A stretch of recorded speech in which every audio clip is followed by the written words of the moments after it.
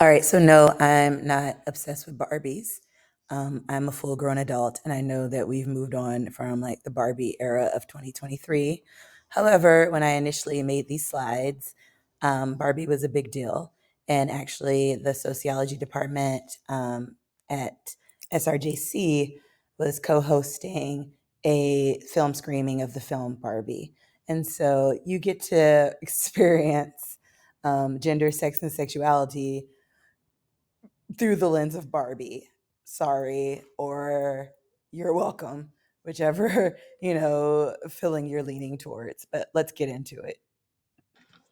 So, for a lot of this discussion, when we're talking about sex and gender specifically, we are going to be looking at the binary that has been adopted by our society and how these things are defined within that binary. We're also going to acknowledge how both this definition of sex and gender are socially constructed. So the idea, I just want to make it plain, the idea that there's only two options for either sex or gender is completely a social construction. And I'm going to give you some examples that challenge that binary. So within this sex gender dichotomy, sex is typically viewed or defined as something that you are. And by something you are, I mean something you are assigned at birth. So we would usually say that someone is assigned female at birth or AFAB, or assigned male at birth or AMAB. And this assignment is usually based on physical characteristics and appearance, like how we determine sex is often through primary sex characteristics like chromosomes or genitals or genitalia, or secondary sex characteristics, many which don't develop until after puberty, like body build, breasts, or voice. And again, usually that's male or female for that determination. However, I'd like to point out that there are many variations, also known as intersex variations, when it comes to biological sex. And that at birth, using simply genitalia to differentiate is not a complete or a completely reliable um, diagnosis or you know, uh, observation that one can have certain chromosomes that don't match the genitalia that might appear, or can have ambiguous genitalia. And we don't view these things as being a mistake or anything that needs to be corrected. Or by we, I mean I, and many people who are like minded. We view these as just being a variation or a difference in the appearance of biological sex. And again, really challenges that idea that there's either or, you know. I have some research that's about intersex variation, but in particular, it's about public acceptance and social acceptance of intersex variation. So, yeah, I really enjoy talking about this. For gender, we usually view this as something that you do. It's a performance, it's a behavior, action, and how we show different genders in society. Whether or not those are cisgender performances of gender. So, for example, a performance of gender that lines up with the sex, I'm sorry, that somebody is assigned at birth. And so think about all the different ways you or others perform gender. And it doesn't mean performing the gender you've been assigned, but just all together. What are the gendered activities that we participate in or that we display? So, for example, how you wear your hair, makeup, clothing, things like that can be very gendered. How we sit, how we walk, how we talk, even just how we exist, right? There are elements of how we take up space and exist in space that can be gendered. Women have, and girls have been notoriously expected to take up as little space as possible, to be seen and not heard, and to be as small as possible as well. We're expected to sit with our legs tightly closed and ankles, crossed. We're expected to be petite and demure and quiet. We're expected to be subservient and to submit ourselves to others. And as a result, really the message that we get is that doing gender as a woman or being feminine means making yourself as small as possible. So let's think about it. How do people do gender? I love going into TikTok and looking at videos that show like gender differences and understandings, like girl math, looking at gendered differences in how we eat a meal, like girl dinner, or gender differences in like how we put on chapstick. Do you just jam it into your mouth violently, rubbing it around, or do you like smoothly apply it like lipstick? And what does that say about how you do gender? I want to point out that gender is something you do. It's an action, it's behavior, it's a social construction, and that it's not innate, that a lot of the gender behaviors that we portray are socialized and not simply natural. So, yeah.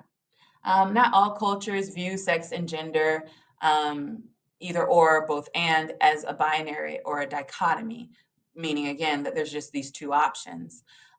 Some have, and there's some examples mentioned in your text. They have those who live in a group that may live as another gender or dress as another gender, either occasionally or all the time. In some cultures, they have like um, some members of the society who like maybe considered to have two spirits, and here it could be suggesting like having two gendered spirits and encompassing both, or who might be sex based, maybe AFAB, or sorry, AFAB or AMAB, and who live harmoniously within a society in a gender role that doesn't represent that, that's not cis. So, yeah, not all societies view sex and gender as a binary, although many do.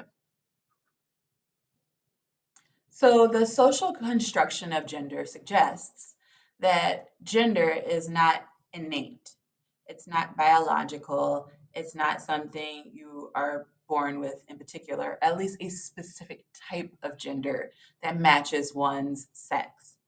The social construction of gender basically suggests that our gender roles, our expectations of how we're supposed to do gender and how we're supposed to act, and that certain people are expected to do certain things because of their sex and their sexuality. I'm sorry, their sex or their sexual characteristics. That is socially constructed. And so, especially when we're looking at the binary, this means that we typically expect that people will be either masculine or feminine, and that those people who will be masculine will be AMAB, and those who will be feminine will be AFAB. We expect that those who are masculine will be more likely to hold instrumental roles, and those who are feminine are going to be more likely to hold expressive roles, which you should remember from our module looking at organizations and groups and leadership. And so those expressive roles are going to be the ones that are looking at like nurturing and caring and things related to harmony and balance. Often, for example, arts, they might be non-rational. And so these are roles that, that one doesn't usually participate in as a means to an end. It's not maybe goal oriented or task oriented, but something you just do because it's necessary or it's needed to be done, or that you know it's it's thought to be more expressive in nature. Instrumental roles, those that are linked to masculinity, are going to be more rational and logical and goal and task oriented. And so these are going to be the ones that are viewed as being actually instrumental and valuable in society. And by that, I mean that we give financial value to. And within that social construction, it also leads into, or it also influences how our division of labor beyond instrumental and expressive roles goes. So even looking at the jobs that we do in the future, in the paid or unpaid labor force. Occupational segregation, for example, looks at how in many areas they may be dominated by women or men primarily. So, for example, we see this really clearly when it comes to food preparation. And it's actually really interesting because in the domestic space at home, women are expected to be the ones who prepare food. But when we look at the top roles in society outside of the home with food preparation, that's a highly masculine field. And so cooking is women's work until it isn't. And it isn't once we start getting paid. And similarly speaking, a lot of the caring roles are typically viewed as being women's work. So, like being a teacher or being a nurse, until we get into the higher levels of those roles and the higher salaries of those roles, which, if there are men involved, those men very quickly move to the top. Um, and dominate in those positions. So yeah, we have a lot of occupational sorting and segregation that occurs, and it's based on gender roles. And even like when you look at the different committees that men and women are involved in, women are going to be more likely to be put on committees that are about event planning, or something like that.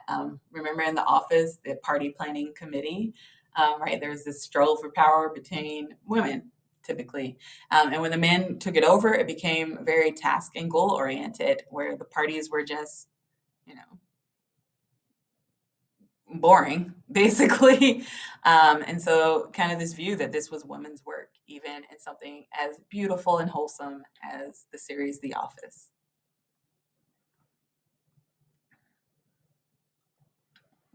So, one of the things I want to urge you all to do is to perhaps think about how that gender role socialization worked for you growing up.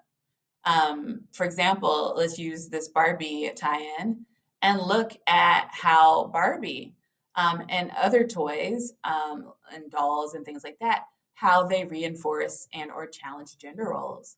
What toys did you play with? And were there any gender toys that were emphasized more for you than for other siblings? And what was different about those toys? How do boys' toys, or what's traditionally viewed as a boy's toy, differ from girls' toy? Both physically, like the color maybe, or the advertising, but also in nature. How do they differ? So, for example, are boys more likely to get toys that are about occupations?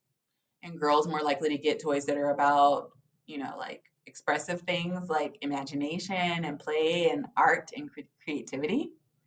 Think about that. Is there this construction of gender? And do you think that it's reflective of boys and girls actually caring, about the toys differently? Spoiler alert, no. If you let boys and girls play with any toys they want, they'll pick all of the toys.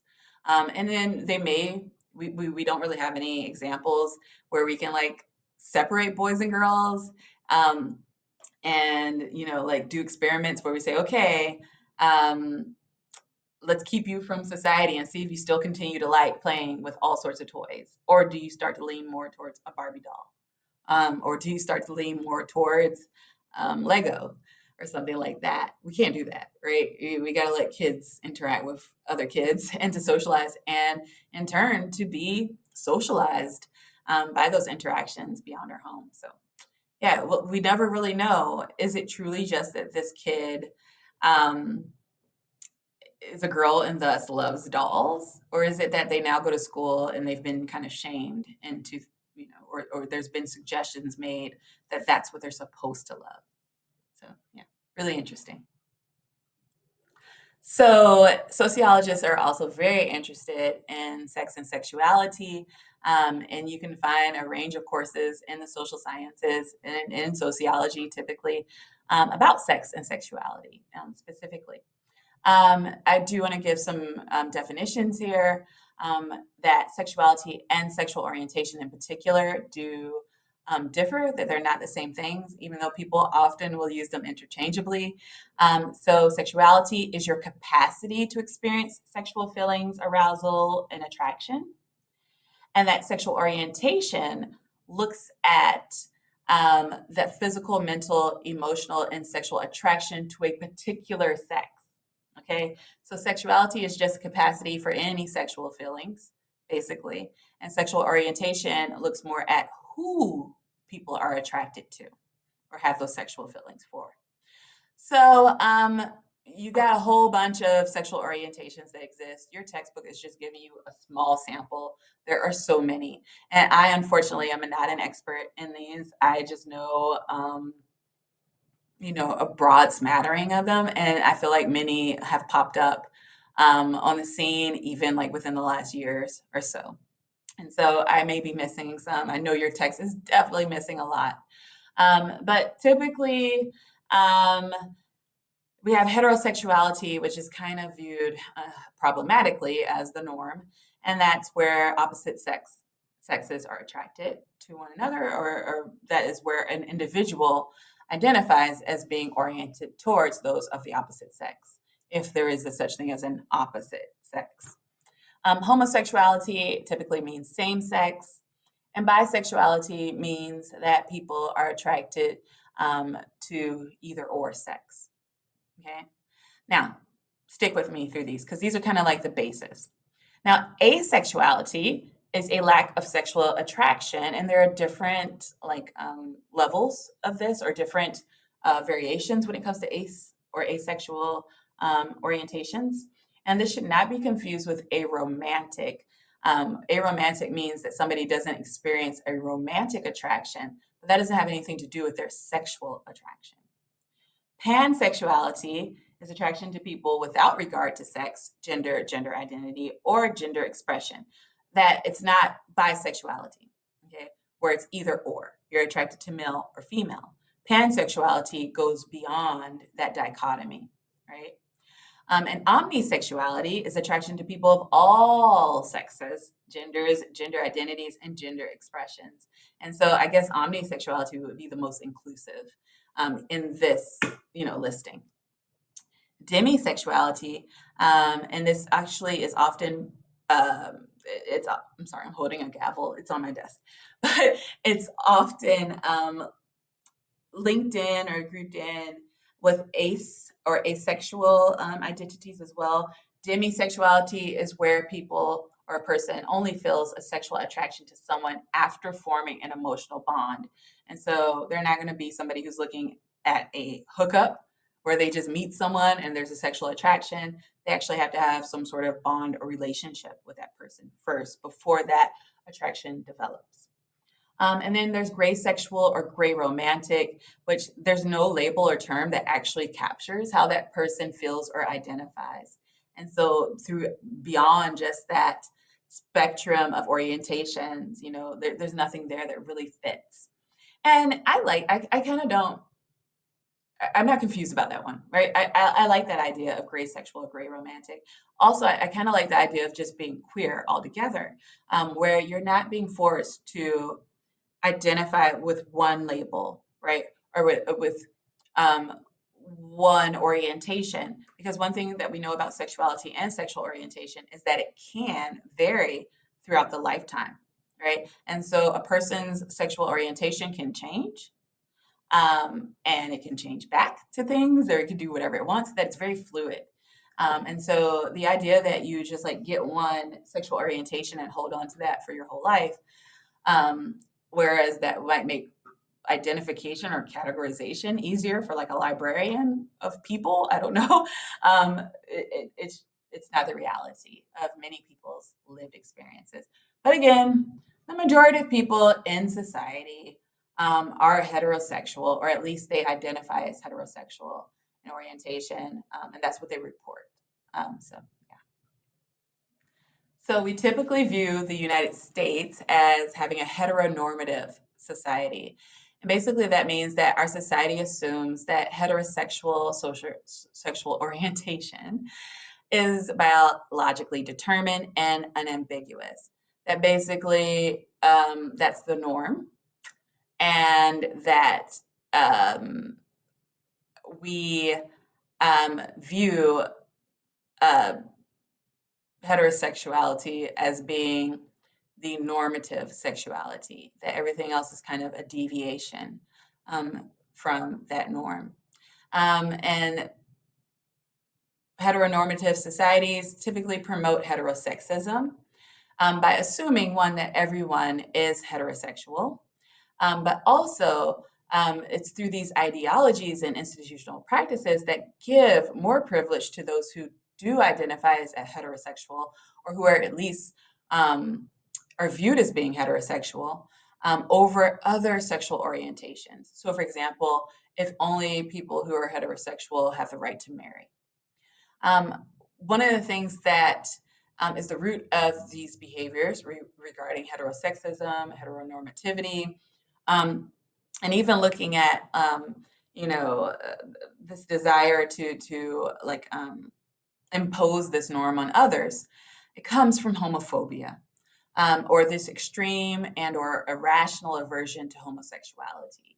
The same thing could be said when it comes to an emphasis on a particular um, gender role structure, on adhering to that binary, that it could be deeply seated in homophobia, or that fear as of being viewed as being sexually deviant.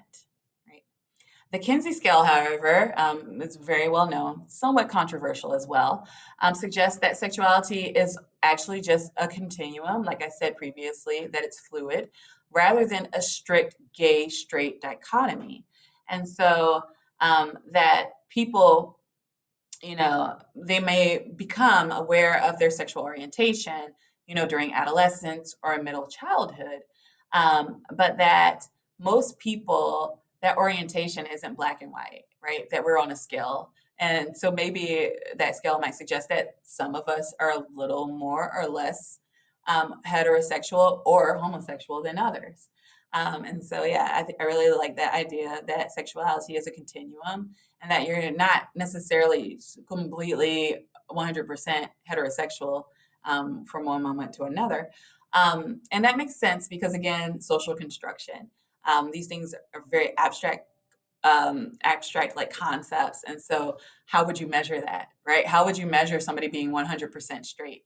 It's much easier, rather than say in or out, than to say that there's the spectrum, right? And it would make life easier for everyone if we adopted that spectrum. But of course, we don't. So, yeah. So, the last discussion point for this part of our module or discussion on gender, sex, and sexuality is gender identity, which, again, different from your sexual identity or your sexual orientation.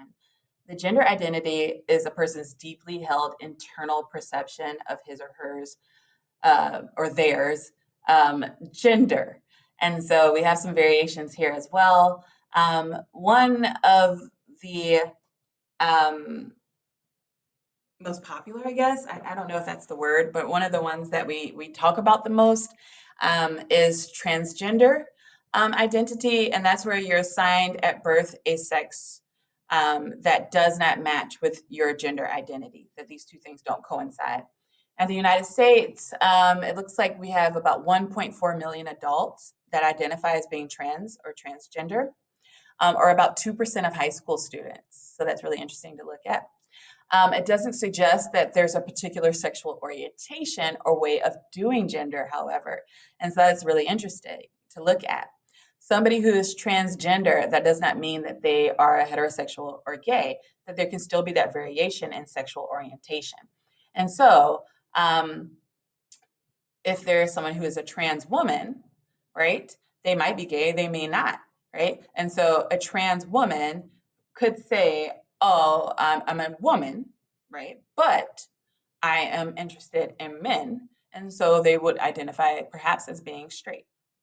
It just kind of depends on how they embrace that transgender identity.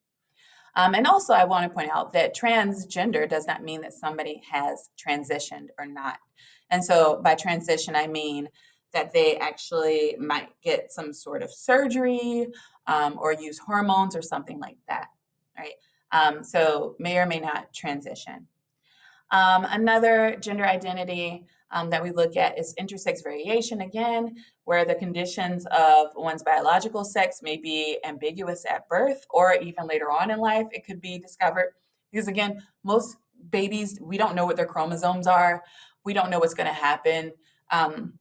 During their season of puberty. I've never said that phrase before. That was really weird. But when they go into puberty, and so they're kind of untested. And so when it comes to intersex variation, the differences here from the binary can be in those sex traits. It can be in that anatomy, but it can also be in chromosomes or hormones, and you would not be able to identify that at birth. And so, like, if you want to talk more about what this intersex variation is, because for some people, this class is the first time that they hear about it. But if you want to talk more about it, please come, to my office hours, and I'll explain all sorts of things to you or send you some articles. Another gender identity, and this is kind of towards that heteronormative end, is cisgender again. And this is where your gender identification coincides with the sex assigned at birth. So, for example, I am cisnormative. I'm not cisnormative. I am cisgender. Sorry, I am cisgender. And that means that I was assigned female at birth, and my gender identity is also that I am a woman. And so I'm cisgender, boringly, disappointingly so. And cisnormativity, that's not really a goal. Sorry, I'm not cisnormative, but we live in a cisnormative society. And so that means that there's an assumption that everyone is cisgender and that being cisgender is the norm. Now, why do we talk about these things all together? Because there can be a lot of distress that people, especially young people, experience if they're trying to force themselves into a specific gender, the one that's, AFAB or AMAP, the one that's assigned based on their sex at birth, or a specific sexual orientation, trying to live a straight or heterosexual life when you know that that's not the reality. And so that's really stressful, it's really problematic, and it can cause lots of problems.